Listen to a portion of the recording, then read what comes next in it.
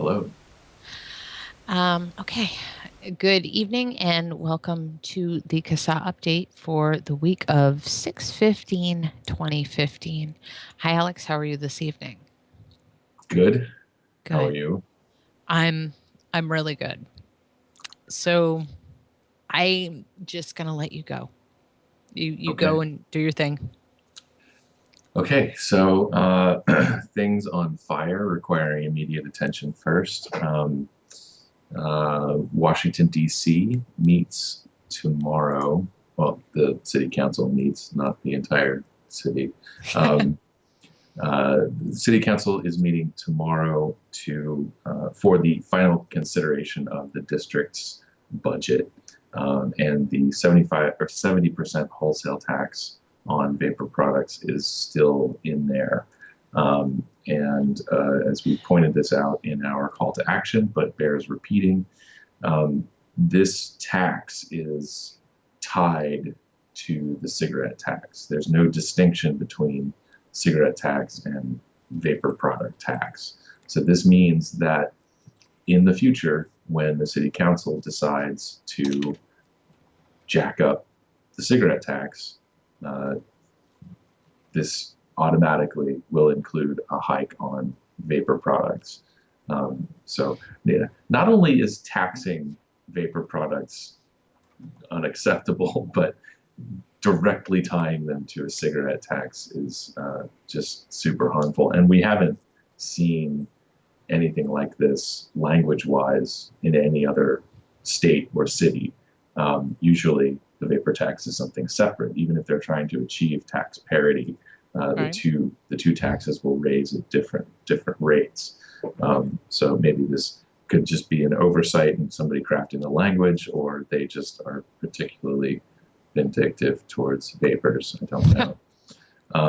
But this is it is absolutely crucial that people get in contact with Chairman Phil Mendelson. Um, not a lot of time between now and the start of this meeting, but I'm sure that there's an answering machine somewhere. We also have provided his email address, and of course, you can just click on our call to action. It's a bright green highlighted bit of text that says send an email, and that will shoot an email to the chairman. Um, yeah, not a lot of, we don't have a lot of members in DC, so I'm not holding my breath. I sincerely hope that people from other organizations have managed to have some face time with members of the council and can talk some sense into them. Um, but for what it's worth, Washington, D.C., uh, get moving. Um, and the other let's see, I do have a bunch of local alert stuff. I'm not going to do the, well, maybe we will do the list because there's a bunch of city council hearings tomorrow. The one that I did manage to get a call to action out for today is Iowa City, Iowa.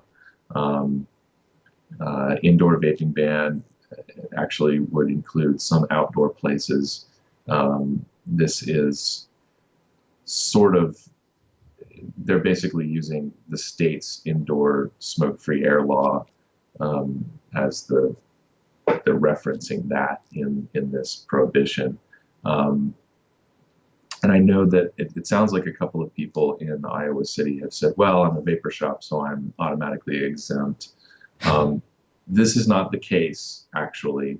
The indoor smoke-free air law, as it's written, provides an exemption for tobacco retailers. Mhm. And tobacco retailers are specifically defined in that law. That does not include vapor retail shops. It would be a very similar situation to New Jersey.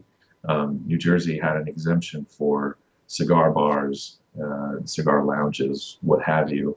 But a vapor shop is not a cigar lounge by definition. So they weren't exempt when they started popping up. So that's the situation you're facing in Iowa City. So uh, I believe I sent that out to maybe a dozen or so people today.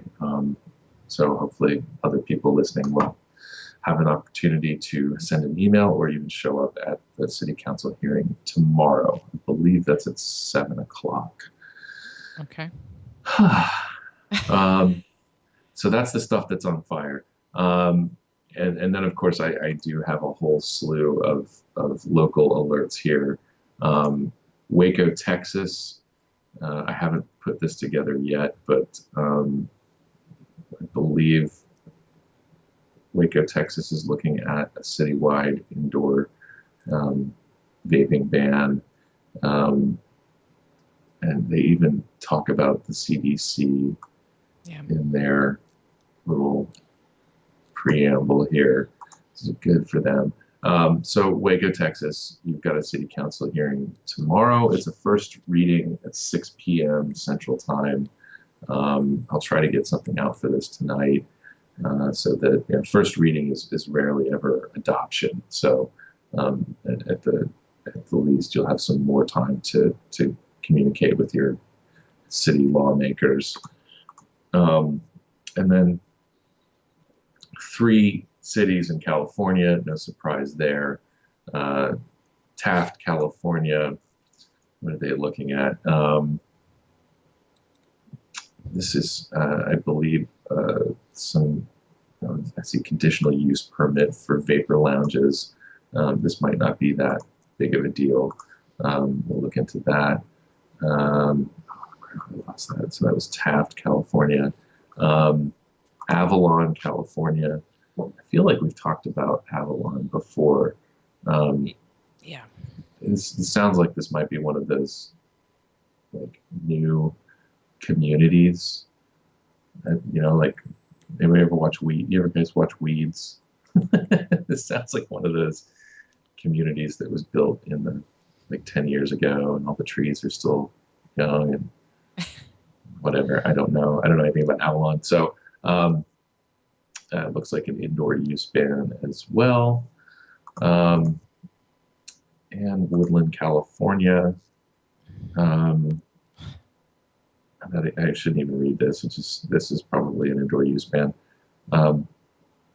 That's in Yolo County. You only live once, county.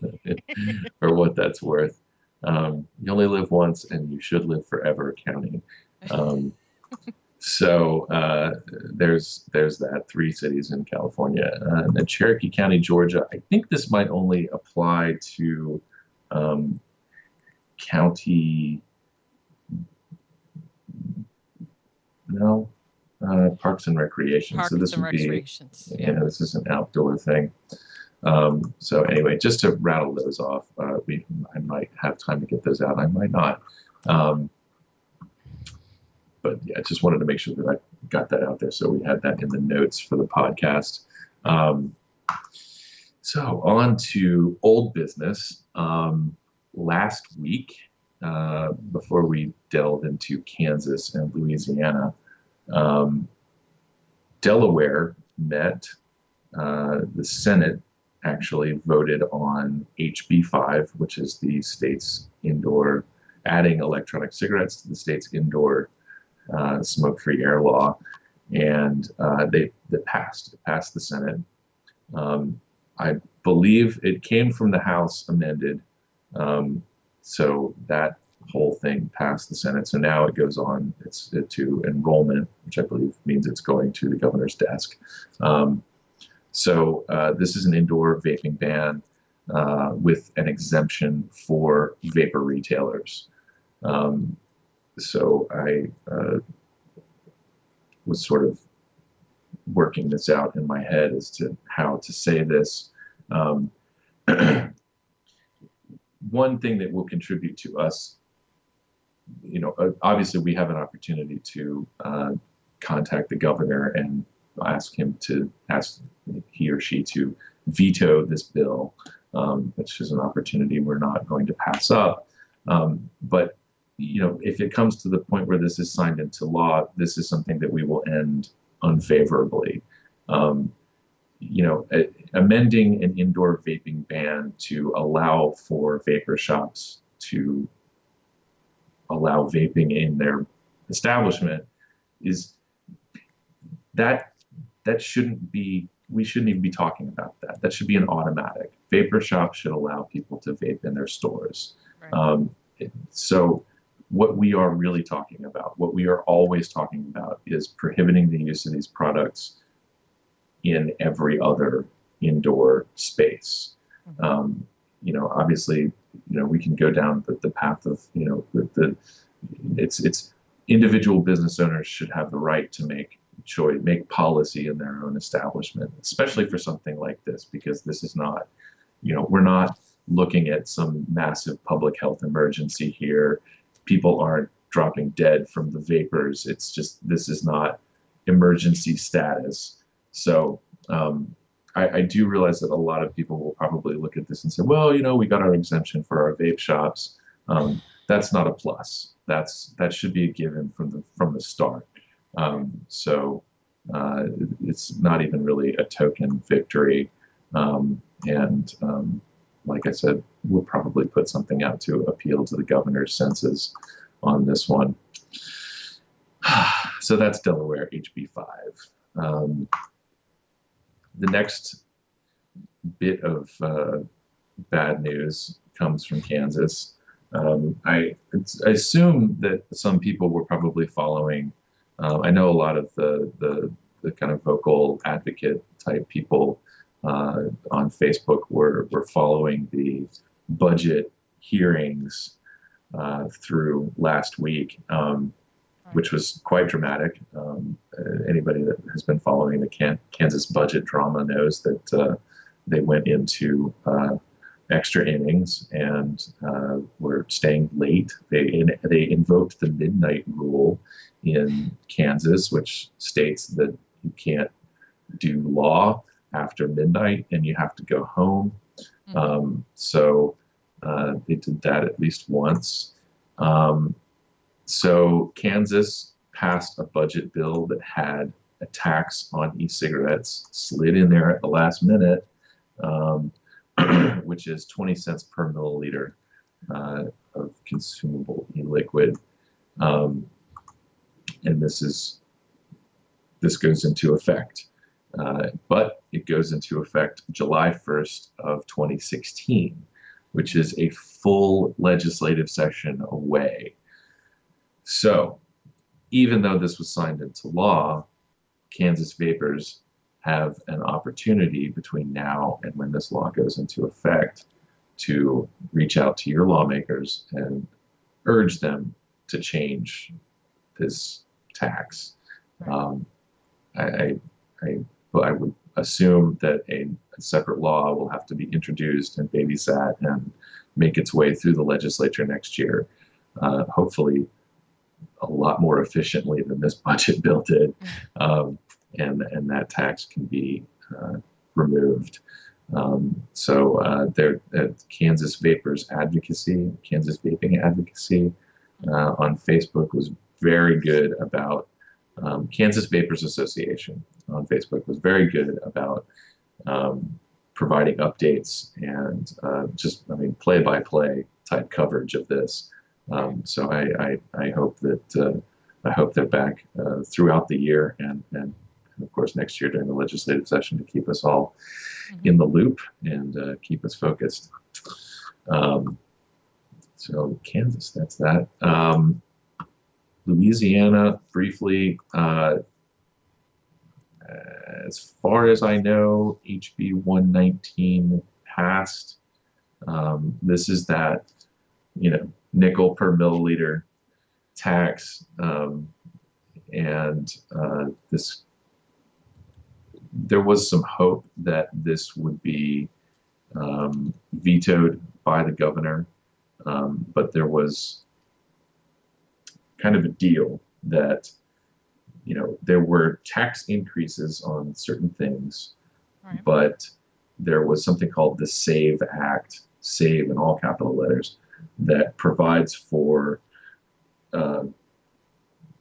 refunds for certain other areas, organizations, institutions, whatever, that makes any of these tax hikes kind of tax neutral. So Governor Jindal still gets to say that he didn't raise taxes. He gets to adhere to the Americans for Tax Reform zero tax pledge. But we still have a brand new tax on vapor products. So, you know, the there really is no bright side to this. But you know, on one side, it's a nickel per milliliter. So Right. yeah, we're not talking about people having to shutter their businesses. But everybody really does need to keep in mind that this opens up the door to a rate increase year after year. Anytime Louisiana is going to be looking for money, and if you've driven through the state of Louisiana, you know they're probably going to be looking for money. Now they've got it in the code, and it will be difficult to oppose that. Their governor is a unique individual. Mm-hmm. Yep. So that's the doom and gloom. Did I have anything nice to say? It's 5 cents per milliliter. That was nice. Yeah, that's the small consolation prize. So yeah, now on to current business. The Utah Smokefree Association has put together a call to action. And we have also put together a call to action.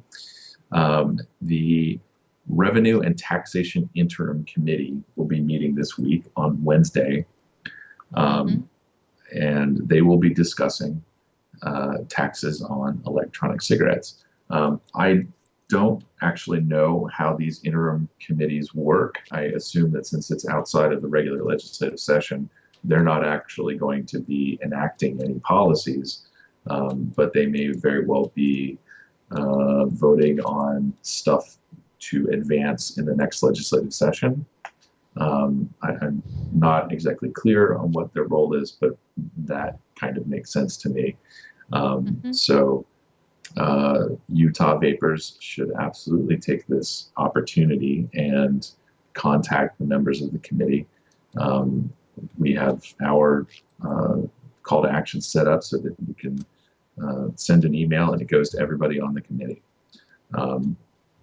And one important point to make for all of these calls to action, really, and I kind of forget where, I think it was actually Louisiana. One of the things that lawmakers are very interested in is people's personal success stories. Right. I know that we may have sort of become a bit jaded with hearing, you know, oh, you're just a bunch of anecdotes, and you know, obviously the restrictions on retailers and manufacturers regarding health claims that you cannot market these as a cessation product. But at the end of the day, a bunch of voters letting their lawmakers know that these products help you quit smoking is actually a very good thing. And I think it does have an impact. So again, anytime that you participate in our call to action, please include your personal story. It can be as short as 3 sentences. But it is we can't write that for you. We provide all of the talking points and some of the science and some of the, you know, the very practical stuff that lawmakers need to read. But your story is very, very important. So please edit what we've written. And that's Utah. Yeah. It feels discouraging, but it really shouldn't. They would not be hitting us this hard if we weren't hurting them. You know what I mean? If us switching to vapor products was not hurting the states so much, the states would not be coming after us like this right now. Yeah. I desperately want to look at this another way, because that puts us on sort of an adversarial footing. What I think I choose to tell myself so I can get to sleep at night is that um, the states just don't understand. They are looking at the short-term losses in terms of tax revenue and are not able to see the long-term gain of having people live longer and cost the state less in medical care, be able to contribute more to society, more grandparents teaching their grandchildren about this, that, and the other thing. All of the wonderful things that come from people being able to stick around. And of course, all of the wonderful things that come around from people being able to be happy. Um, so yeah, for what it's I worth. no. I think you have a good view. Um, I just look at things a little different. That's all. Yeah, no, it takes both sides of this coin. So, Hmm. and I also do tend to agree. Well, I really do think there is something to be said, and we've talked a little bit before about something like this ends the state as we know it, but not in the way people think I mean it.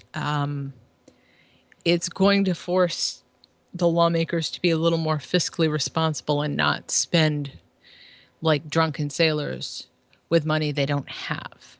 And that's how adults behave. Now, that's not necessarily a bad thing. Yeah, So it's I think right now is what I would call a transitional time. yeah, We'll find our equilibrium. That's all. There's nothing wrong. I mean, yeah, there's something wrong, but there's nothing wrong with that transitional state. You have to get through it. And that's what we're doing now. Is trying to get through to the other side. So, it's not as bad as you think it is.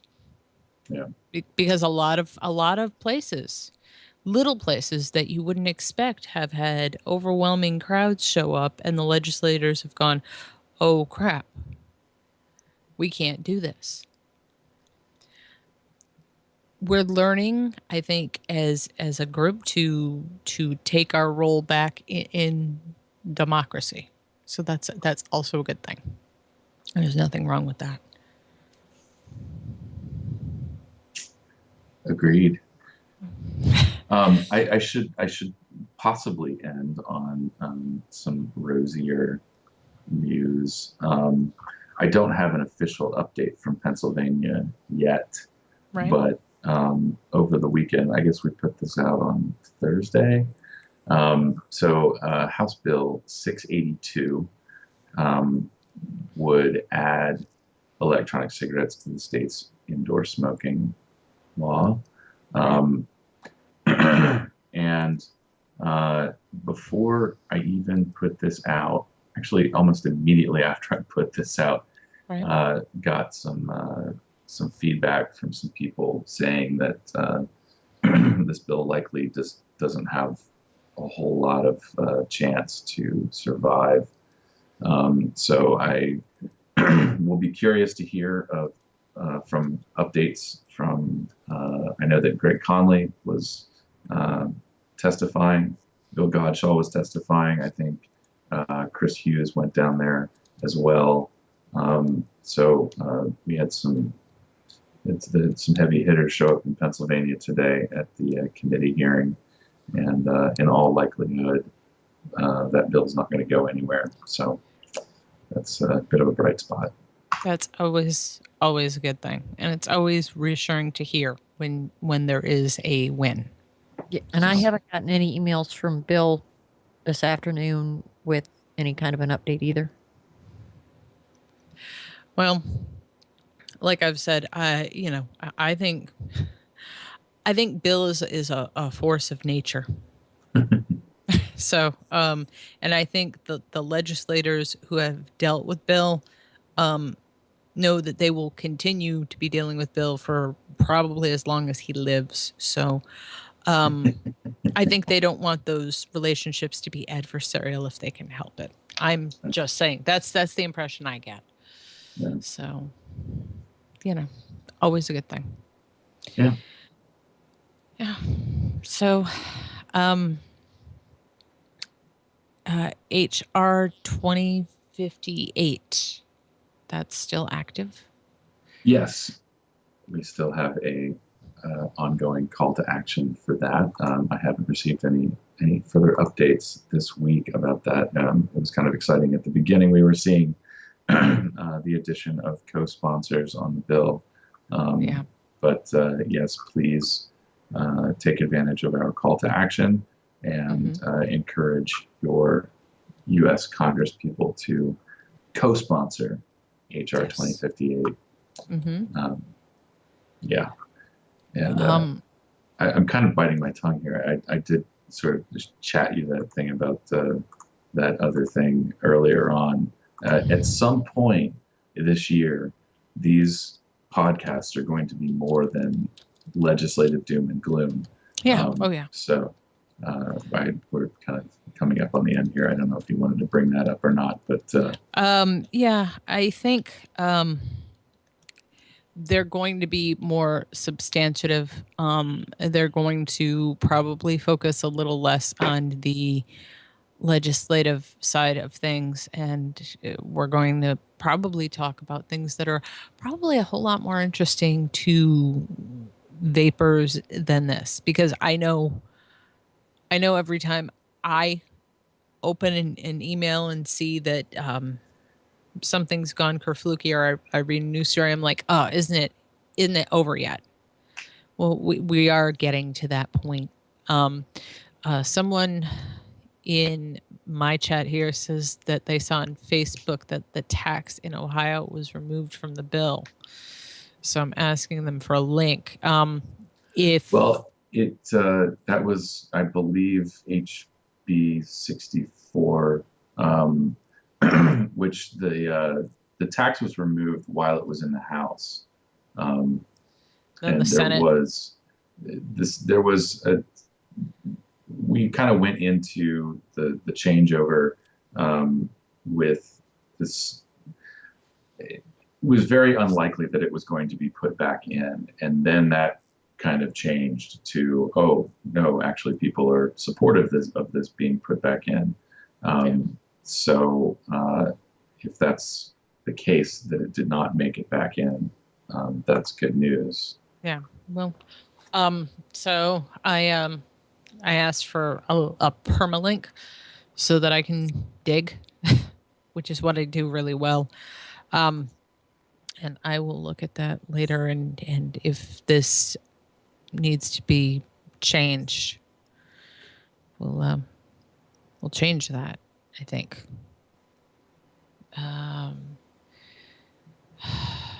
The note I received today from Ohio Senator Bob Parsons: vapor tax was taken out of Ohio HB 64.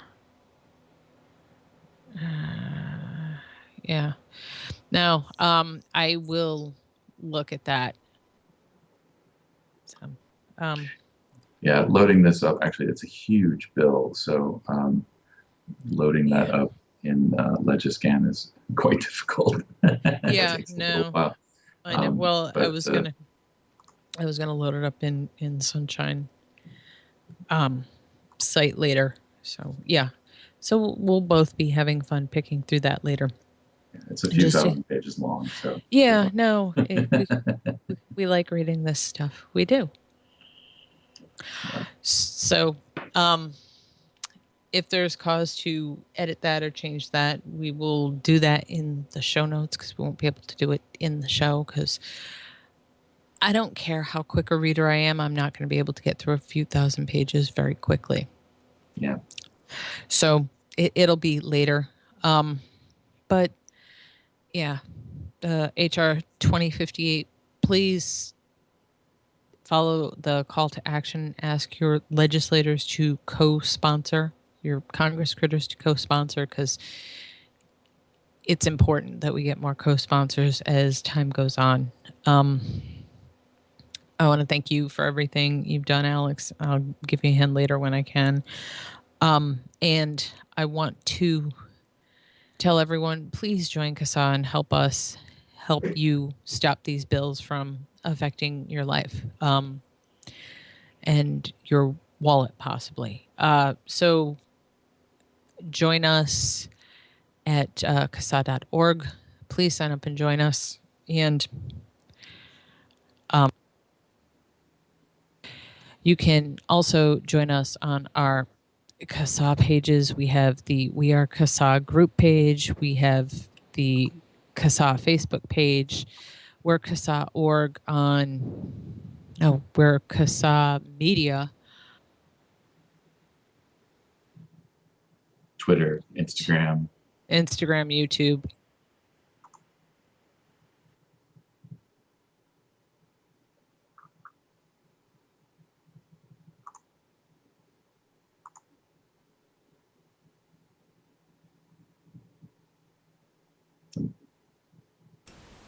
John, your microphone stopped working again.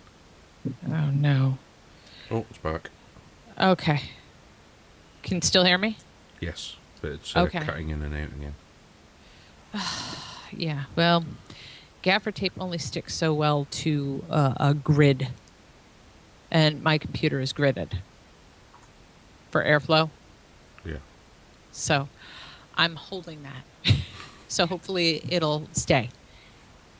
Can still hear me? Yes. Okay. Thank you again, Alex. Have a great night.